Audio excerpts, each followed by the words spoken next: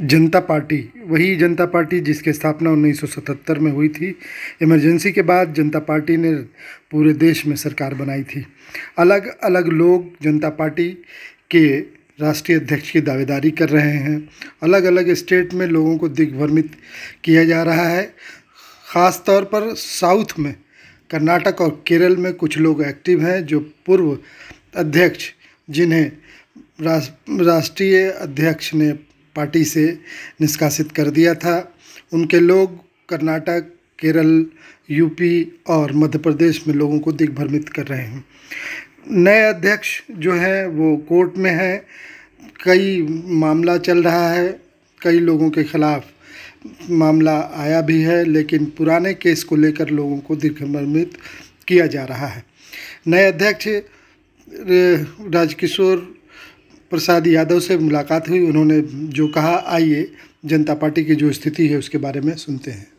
नए अध्यक्ष ने पार्टी को संगठित करने के लिए यूपी और मध्य प्रदेश में यूपी के राकेश मणि त्रिपाठी को एक जिम्मेदारी दी है। उन्होंने जो कहा वो भी समझते हैं, आइए। राज कपूर जी, जनता पार्टी की स्थिति अभी पूरे देश में क्या है और कई राज्यों में आपकी पार्टी के कई प्रदेश अध्यक्ष अलग अलग तरह की दावेदारी कर रहे हैं और कहीं कहीं से अलग अलग तरह की खबरें आ रही हैं। क्या है इस पे इसकी सच्चाई क्या है और इस पे आप क्या कहना चाहेंगे? ऐसी बात तो नहीं है। जनता पार्टी के राष्ट्रीय अध्यक्ष होने के नाते कई प्रांतों में संगठन तेज़ी से चल रहा है। हाँ, उत्तर प्रदेश और मध्य प्रदेश जो आज से 2 साल पहले, 2.5 साल पहले राष्ट्रीय कार्यकारिणी के अनुशंसा पर राष्ट्रीय कार्यकारिणी द्वारा स्टेट कमेटी को भंग कर दिया गया है और वहाँ पर नया स्टेट कमेटी बना भी दी गई है। हाँ, वहाँ पर आपके अनुसार जैसे मध्य प्रदेश में रामरतन पवार का कुछ पोस्ट आपको नज़र में आता होगा। उत्तर प्रदेश में पद्माकर सिंह सोनी का पोस्ट कहीं आता होगा।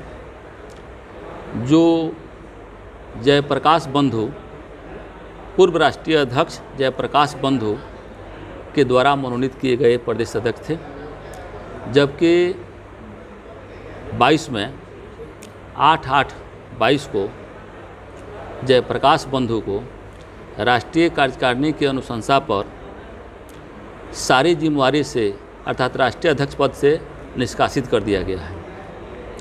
उसके बाद वहाँ की 2 स्टेट के स्टेट कमेटी के भंग कर देने के बाद वे ऐसा पता चल रहा है, ऐसा कुछ सिस्टम आ रहा है कि पद देने के नाम पर, टिकट देने के नाम पर मध्य प्रदेश और उत्तर प्रदेश में कुछ लोगों को गुमराह करके और उगाही करने की काम की जा रही है। जब राष्ट्रीय कार्यकारिणी को संज्ञान में आया तो एक बैठक हुई। उस बैठक में सर्वसम्मति से निर्णय लिया गया कि उस बैठक में पार्टी के राष्ट्रीय महासचिव राकेश मणि त्रिपाठी को जिम्मेदारी दी गई कि 2 स्टेट की गतिविधियां पर विशेष ध्यान रखें। अगर कोई व्यक्ति जनता पार्टी के नाम पर किसी को गुमराह करके पद देने के नाम पर या टिकट देने के नाम पर कोई उगाही करने का काम कर रहा है तो राकेश मणि त्रिपाठी त्वरित स्टेट इलेक्शन कमीशन, वहाँ के एसपी में लाकर उसको दंडित करने का काम करेंगे। इस बैठक में इसको राकेश मणि त्रिपाठी को जिम्मेदारी दे दी गई है। तो ये अब तक इन लोगों ने जो भी जहाँ किया है उसकी कार्रवाई क्या करेंगे और इस पे वहाँ की कमेटी कब आप गठित कर रहे हैं, क्या होगा उस कमेटी का? उत्तर प्रदेश स्टेट कमेटी को गठित कर दिया गया है और मध्य प्रदेश में कुछ ही दिनों में या कुछ महीनों के अंदर ही वहाँ का भी स्टेट कमेटी, आपको जनता पार्टी का स्टेट कमेटी काम करना शुरू कर देगा। वहाँ भी राकेश मणि त्रिपाठी को जिम्मेदारी दी गई है।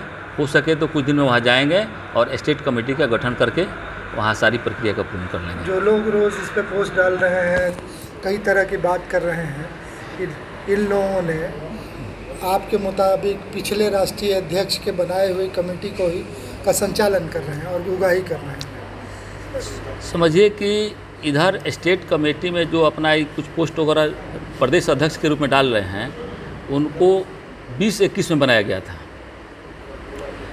2021 के बाद उधर उनका कोई जिम्मेदारी नहीं है, लेकिन जनता को गुमराह करने का काम कर रहे हैं जो असंवैधानिक है। ऐसा उनको नहीं करना चाहिए। उनका स्टेट कमेटी उनको जो जिम्मेदारी दी गई थी उनको भंग कर दिया गया है, निरस्त कर दिया गया है।